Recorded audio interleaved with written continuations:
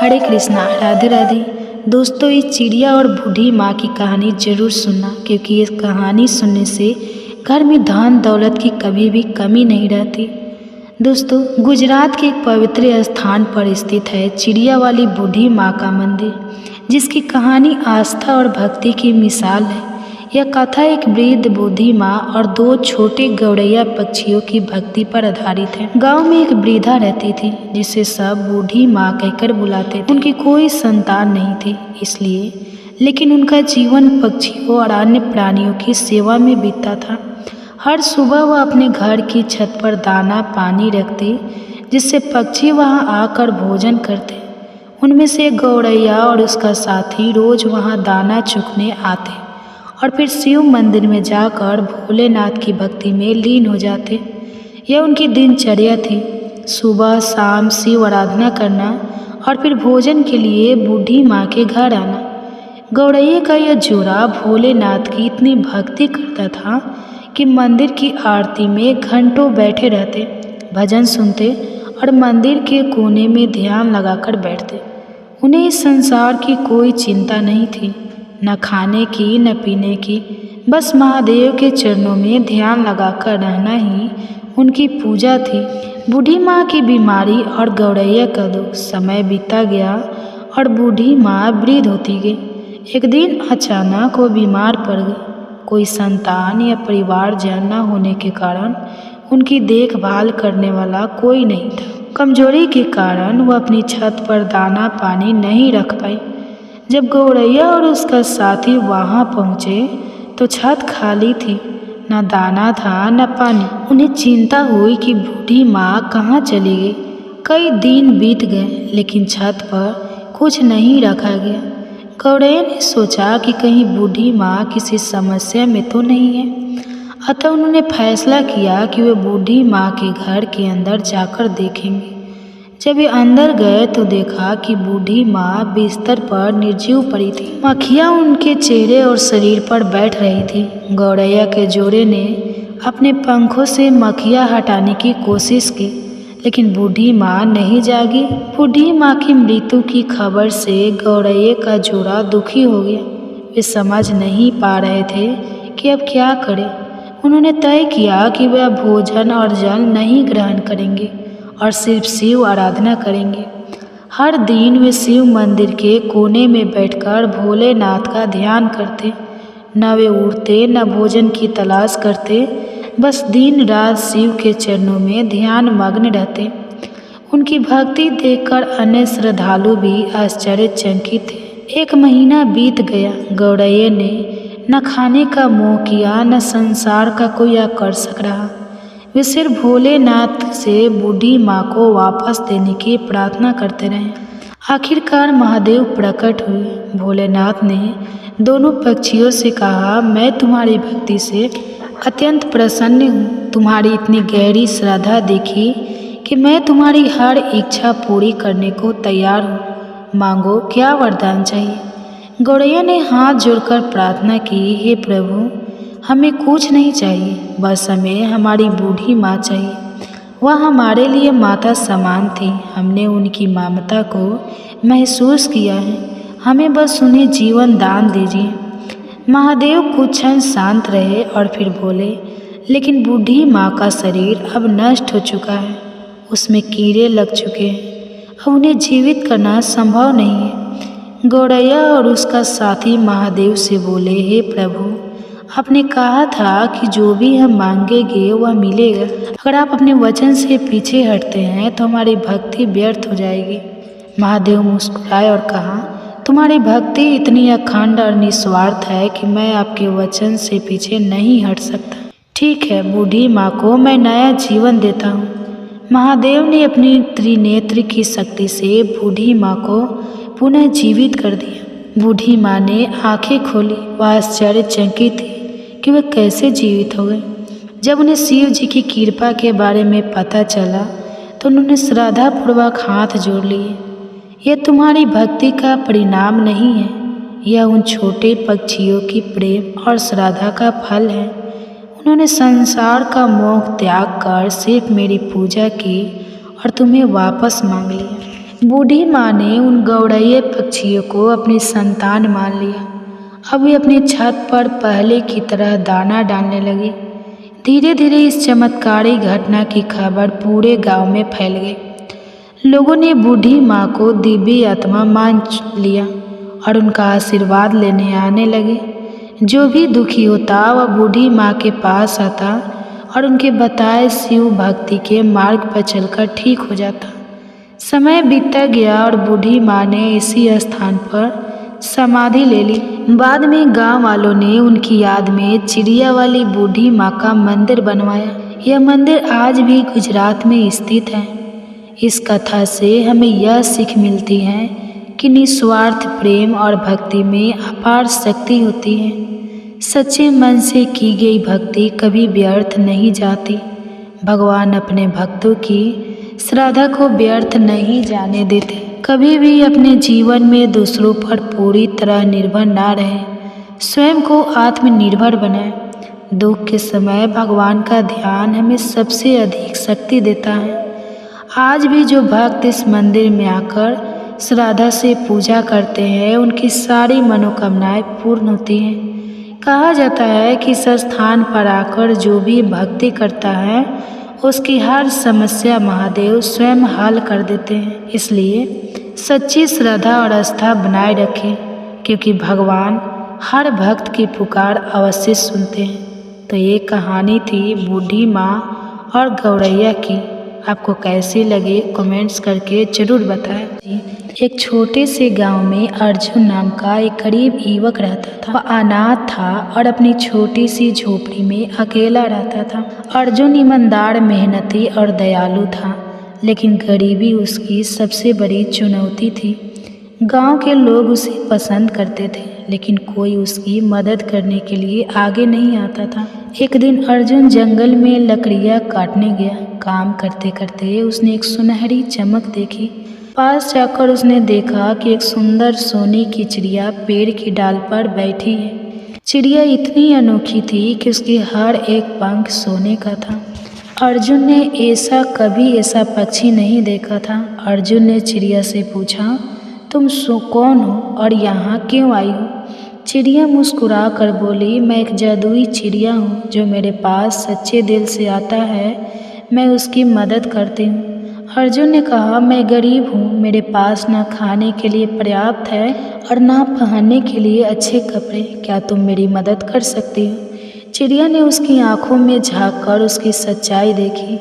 उसने कहा, मैं तुम्हारी मदद जरूर करूँगी, लेकिन तुम्हें एक वादा करना होगा। तुम जो भी पाओगे उससे दूसरे के साथ साझा करोगे। अर्जुन ने तुरंत वादा कर दिया। चिड़िया ने अपने एक पंख को हिलाया और वह पंख जमीन पर गिर गया। वह पंख असली सोने का था। अर्जुन की खुशी का ठिकाना नहीं रहा। उसने चिड़िया का धन्यवाद किया और उस पंख को लेकर बाजार में बेच दिया। पंख बेचने से अर्जुन को काफ़ी पैसे मिल गए। उसने इन पैसों से अपने लिए खाना और कपड़े खरीदे, लेकिन उसने बाकी का पैसा गांव के गरीबों को बांट दिया। उसकी दयालुता की हर तरफ चर्चा होने लगी। कुछ दिनों बाद चिड़िया फिर से अर्जुन के पास आई। इस बार उसने 2 पंख दिए और कहा, तुम्हारी ईमानदारी और दूसरों के लिए सोचने की आदत ने मुझे प्रभावित किया है। यह तुम्हारा इनाम है। अर्जुन ने दोनों पंख बाजार में बेचे और उसे मिले धन से गांव में एक कुआं खुदवाया, ताकि लोगों को पीने का साफ पानी मिल सके। उसकी दरिया दिली के कारण पूरे गांव में लोग उसे आदर की नज़रों से देखने लगे। जब अर्जुन का नाम केवल एक गरीब युवक के रूप में नहीं, बल्कि एक सच्चे और नेक इंसान के रूप में लिया जाने लगा। कुछ समय बाद चिड़िया फिर आई और बोली, अर्जुन, तुम्हारे नेक दिल ने मुझे यकीन दिला दिया है कि तुम सच्चे इंसान हो। मैं अब तुम्हें एक और वरदान दूंगी। यह कहते हुए उसने अपना एक और पंख गिराया। अर्जुन ने इस बार उस धन से गांव में एक विद्यालय बनवाया, ताकि बच्चों को शिक्षा मिल सके। गांव के बच्चे जो पहले दिन भर इधर उधर भटकते थे, अब पढ़ने लिखने लगे। अर्जुन की कोशिशों ने पूरे गांव का जीवन बदल दिया। चिड़िया हर बार जब भी अर्जुन से मिलती, उसे थोड़ा और धन देती और अर्जुन उसका उपयोग केवल दूसरों की भलाई के लिए करता।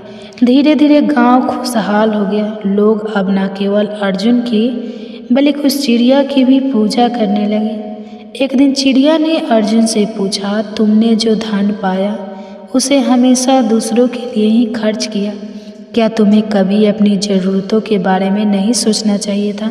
अर्जुन मुस्कुरा कर बोला, मुझे सबसे बड़ी खुशी दूसरों की मदद करने में मिलती है। अगर मेरे पास कुछ है तो वह दूसरों के काम आए, यही मेरे जीवन का उद्देश्य है। चिड़िया ने अर्जुन की बात सुनकर उसके सामने एक चमचमाती सोने की घंटी रख दी और कहा, यह घंटी तुम्हारे लिए है।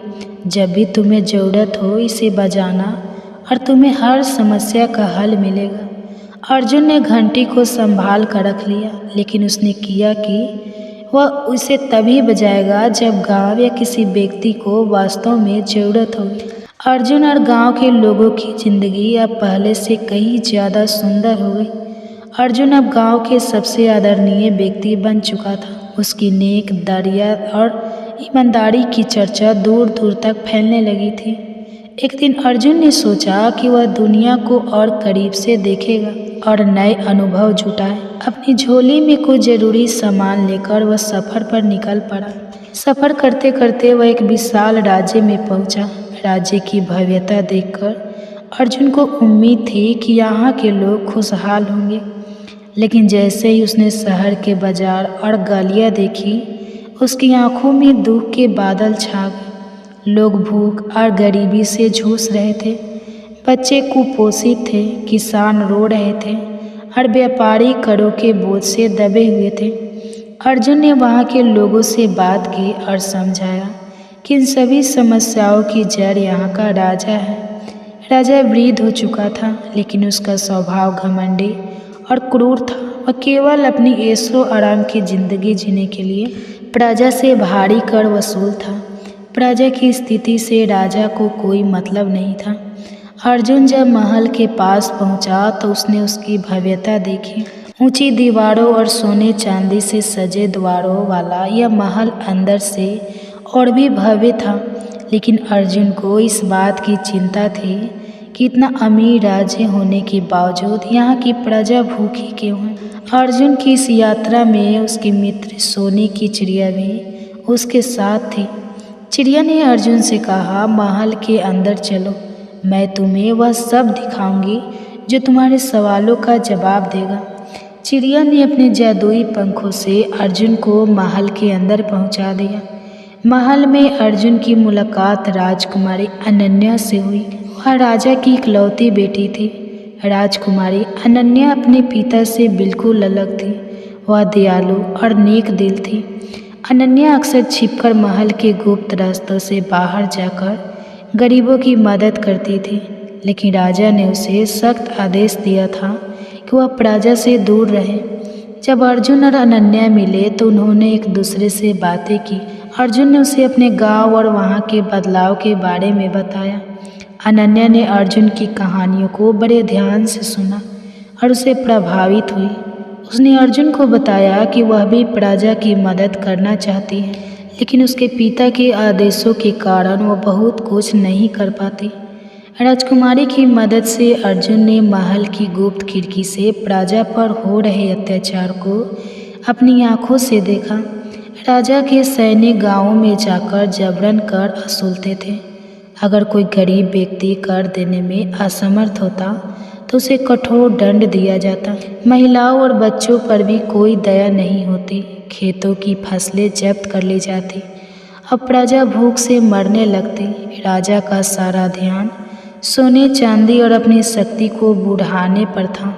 महल में उसने कई गुप्त कक्ष बनवा रखे थे, जहां वह अपना खजाना छिपा कर रखता था, लेकिन उसकी प्रजा की हालत दयनीय थी। सोने की चिड़िया ने अर्जुन से कहा, अब तुम्हें इन लोगों की मदद के लिए कुछ करना होगा। यह राजा अपनी प्रजा का भला कभी नहीं करेगा, लेकिन तुम्हारे जैसे साहसी और नेक व्यक्ति के लिए यह असंभव नहीं है। अर्जुन ने चिड़िया और राजकुमारी के साथ मिलकर एक योजना बनाई। राजकुमारी ने महल के अंदर की गुप्त रास्तों और खजानों के बारे में बताया। अर्जुन ने तय किया कि वह राजा की प्रजा को अनेक अधिकार दिलाएगा और राजा के अत्याचार का अंत करेगा। अर्जुन और राजकुमारी अनन्या ने महल के गुप्त रास्तों की जानकारी इकट्ठा की। राजकुमारी ने बताया कि राजा ने महल के तहखाने में एक विशाल खजाना छिपा रखा है।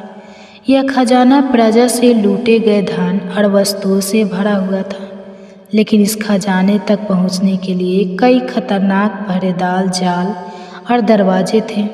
अर्जुन ने सोचा यह खजाना प्रजा का है, इसे वापस उन्हीं को लौटाना होगा, लेकिन हमें सावधानी से काम करना होगा ताकि राजा को इसकी भनक ना लगे। सोने की चिड़िया ने अपनी जादुई पंखों से अर्जुन और अनन्या को महल के गुप्त तहखाने तक पहुंचाने में मदद की।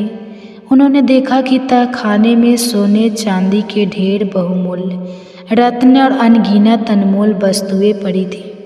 अर्जुन को यह देखकर गुस्सा आया कि राजा प्रजा को भूखा और तंग रखकर खुद ऐसो कर रहा था।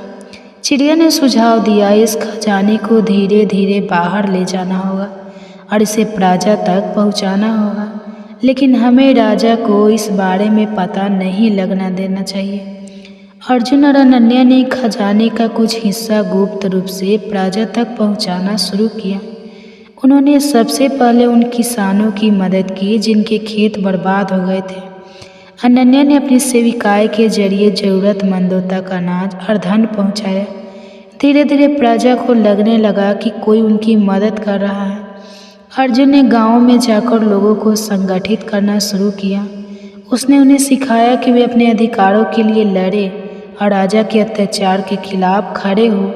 खजाने में हो रही कमी और प्रजा में बढ़ रही खुशहाली ने राजा को चिंता में डाल दिया। उसने अपने सैनिकों को आदेश दिया कि वे तहखाने और महल के हर कोने की तलाशी लें, लेकिन अर्जुन और अनन्या ने चिड़िया की मदद से हर बार सैनिकों को चकमा दिया। राजा को धीरे धीरे शक होने लगा कि कोई अंदर से उसे धोखा दे रहा है। उसने अपनी राजकुमारी पर भी नज़र रखने के लिए गुप्तचरों को तैनात कर दिया। एक दिन राजा ने अनन्या को अपने दरबार में बुलाया और उसे कड़े शब्दों में पूछा, क्या तुम मेरे खिलाफ साजिश कर रही हो? मुझे सच बताओ। अनन्या ने बहादुरी से जवाब दिया, पिताजी, यह खजाना आपका नहीं है, यह प्रजा का है। अगर आप प्रजा की सेवा नहीं कर सकते तो मुझे रोकने की कोशिश मत करें। राजा यह सुनकर आग बबूला हो गया और उसने अनन्या को महल के कक्ष में बंद करने का आदेश दिया। लेकिन अनन्या ने अर्जुन और चिड़िया के साथ पहले ही एक और योजना बना ली थी। अर्जुन ने चिड़िया की मदद से प्रजा को एकत्र किया और उन्हें राजा के खिलाफ खड़ा होने का साहस दिया। लोग अब समझ चुके थे कि अगर वे एकजुट होंगे तो अत्याचार को ख़त्म कर सकते हैं। अर्जुन ने प्रजा को एकजुट करने के लिए गांव-गांव जाकर लोगों से बात की। उसने बताया कि राजा के खजाने में जो धन है वह उन्हीं की मेहनत से लूटा गया है। प्रजा अब जाग चुकी थी। उन्होंने तय किया कि वे राजा के अत्याचार के खिलाफ खड़े होंगे। अर्जुन ने हर गांव से नौजवानों, किसानों और कारीगरों की एक सेना बनाई। राजकुमारी अनन्या जो महल में कैद थी, उसने अपने भरोसेमंद सेवकों के जरिए अर्जुन तक संदेश पहुंचाया। उसने महल की सुरक्षा और राजा की सेना की ताकत के बारे में महत्वपूर्ण जानकारियां दी। सोने की चिड़िया ने अपनी जादुई शक्तियों से अर्जुन को और मदद दी। एक रात अर्जुन ने राजा को एक आदेश भिजवाया, यह प्रजा अब तुम्हारे अत्याचारों को सहन नहीं करेगी। अगर तुमने अपनी क्रूरता नहीं छोड़ी और खजाना वापस नहीं लौटाया तो हम तुम्हारे खिलाफ खड़े होंगे। राजा इस संदेश को पढ़कर गुस्से से भर गया। उसने अपनी सेना को तैयार रहने का आदेश दिया। वह इस विद्रोह को कुचलने के लिए पूरी ताकत से हमला करने की योजना बनाने लगा। अर्जुन ने प्रजा की सेना को लड़ने की कला सिखाई। किसान जो अपने हल और दराती के आदी थे, अब हथियार उठाने लगे। गांव की महिलाएं भी इस संघर्ष में मदद करने के लिए आगे आई। वे सैनिकों के लिए खाना बनाती, घायलों की देखभाल करती और जल तैयार करती। सोने की चिड़िया ने अर्जुन को बताया कि महल के चारों ओर की सुरक्षा बहुत मजबूत है। वहां पहुंचने के लिए उन्हें जंगल के गुप्त रास्तों का उपयोग करना होगा। अर्जुन ने इन रास्तों को खजाने के लिए कुछ भरोसेमंद लोगों को भेजा। राजा ने अपने सैनिकों को गांवों पर हमला करने के लिए भेजा ताकि विद्रोह को शुरुआत में ही कुचल दिया जाए। लेकिन अर्जुन और उसकी सेना ने जंगल के किनारे पर ही राजा के सैनिकों को घेर लिया। पहली लड़ाई में अर्जुन की सेना ने राजा की सेना को हराकर उनके हथियार छीन लिए। यह जीत राजा के लिए एक बड़ी प्रेरणा बनी। अब लोगों को यकीन हो गया था कि वे राजा को हराने में सक्षम हैं। कुछ ही दिनों बाद अर्जुन ने महल पर हमला करने की योजना बनाई।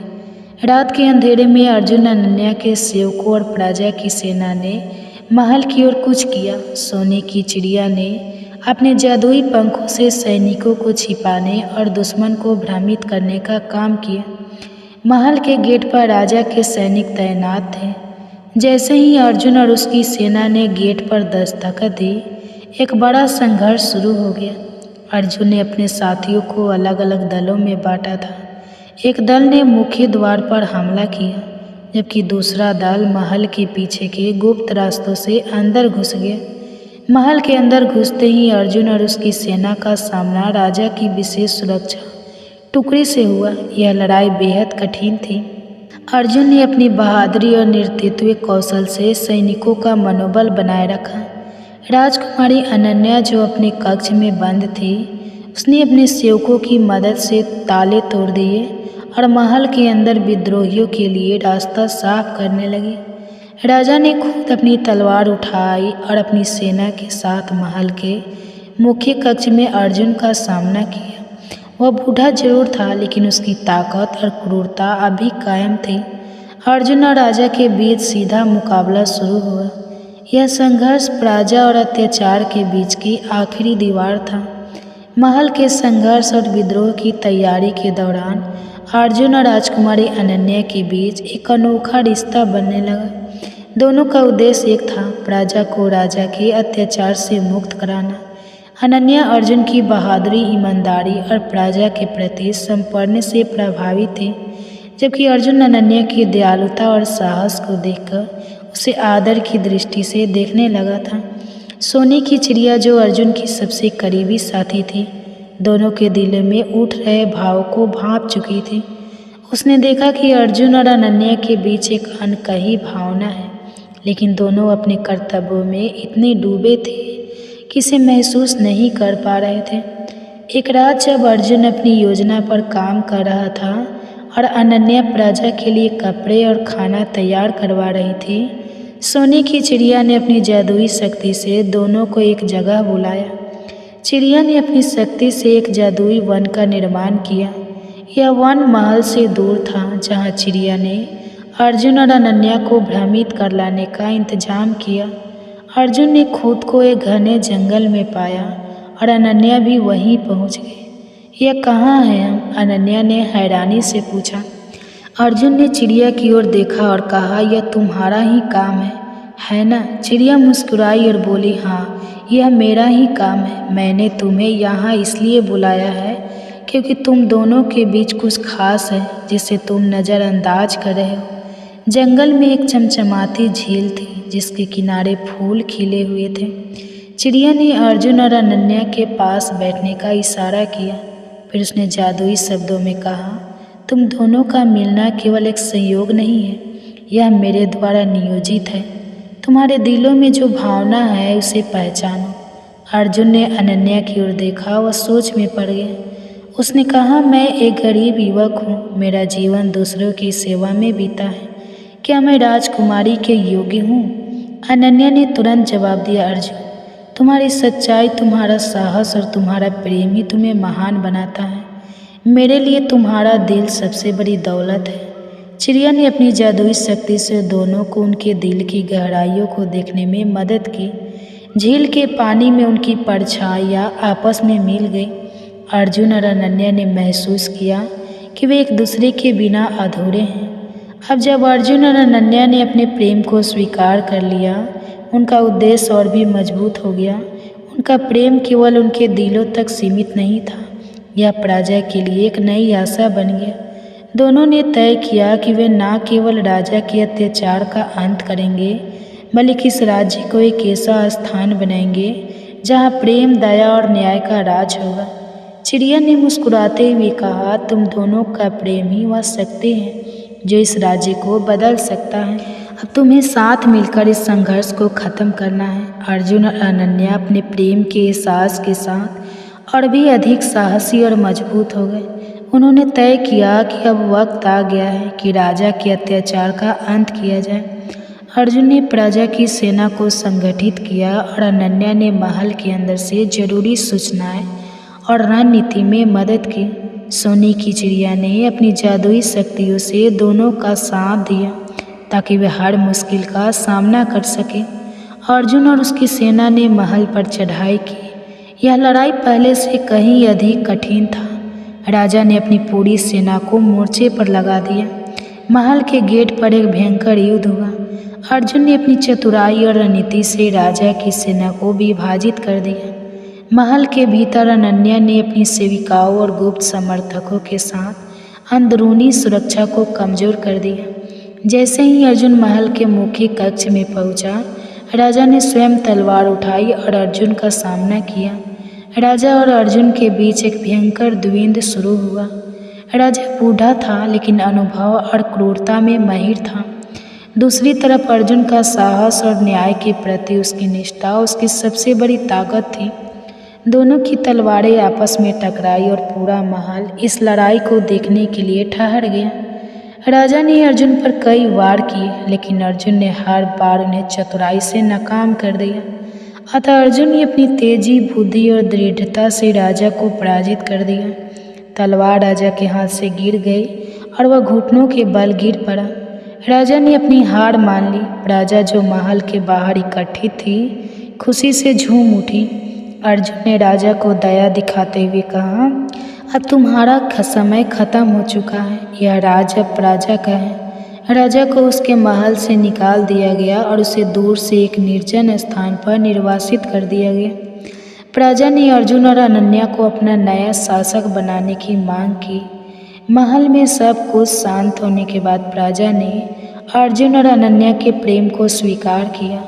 दोनों ने अपनी शादी के लिए एक सादगी भरा आयोजन रखा, जिसमें पूरे राज्य के लोग शामिल हुए। सोने की चिड़िया ने आशीर्वाद दिया और कहा, तुम दोनों का प्रेम और न्याय यह सुनिश्चित करेगा कि यह राज्य सदा खुशहाल और समृद्ध रहे। शादी के बाद अर्जुन और अनन्या ने मिलकर राज्य का शासन संभाला। उन्होंने प्रजा के कल्याण के लिए नई नीतियाँ बनाई। राजा का खजाना, जो पहले महल के तहखाने में बंद था, अब प्रजा की भलाई के लिए उपयोग किए जाने लगा। जब राज्य में शांति और खुशहाली लौट आई तो सोने की चिड़िया ने अर्जुन और अनन्या से कहा, मेरा काम अब पूरा हो गया। यह राज अब तुम्हारे प्रेम और न्याय से चलेगा। मैं अब किसी और ज़रूरतमंद की मदद करने जाऊंगी। अर्जुन और अनन्या ने चिड़िया को धन्यवाद दिया और उसे विदा किया। तो दोस्तों, यही पर ये कहानी समाप्त होता है। तो ये कहानी आपको कैसी लगी कमेंट्स करके ज़रूर बताएं। कृपया आप इस कहानी को पूरा सुने, और पूरा सुने होंगे तो कमेंट बॉक्स में मुझे ज़रूर बताएं कि ये कहानी आपको कैसी लगी।